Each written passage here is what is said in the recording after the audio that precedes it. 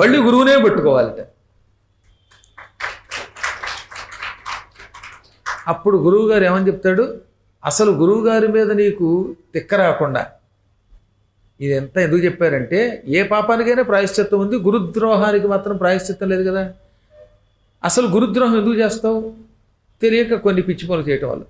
అరుణాచలమునకు భక్తితో ప్రదక్షిణ చేస్తే గురువునందు ఎప్పుడూ ద్రోహబుద్ధి రాదు, గురువుని పూజించే బుద్ధి పెరుగుతుంది. అప్పుడు ఇక నువ్వు ఎవరిని ద్వేషించవు కనుక ప్రమాదం ఉండదు. అరుణాచలానికి ఆ శక్తి ఇచ్చారట.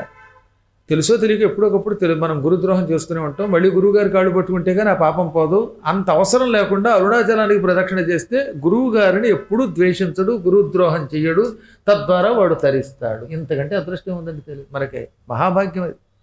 అందువల్ల అనుక్షణము మనం అరుణాచల, అరుణగిరి అని తలుచుకోవాలి. నిన్న చెప్పింది కదా అమ్మవారు, ఒక మంత్రం ఇచ్చింది కదా, ఓం నమః సోణనాథాయ, ఓం నమః సోణాయ నాథాయ. అదేగా 9 అక్షరాల మంత్రం నిన్న చెప్పాను.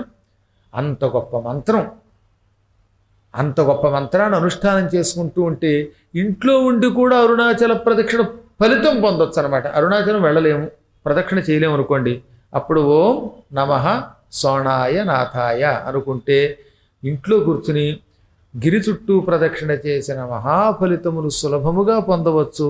అప్పుడు వాడికి గురుద్రోహం చెయ్యాలనే కోరిక రాదు. గురుద్రోహం చేయకపోతే అన్యపాపములు వీడిని పెద్దగా ఏం చేయదు. తక్కిన పాపాలన్నిటికీ ప్రాయశ్చిత్తం ఉంది కనుక ఇంకేం బెంగలేదన్నమాట.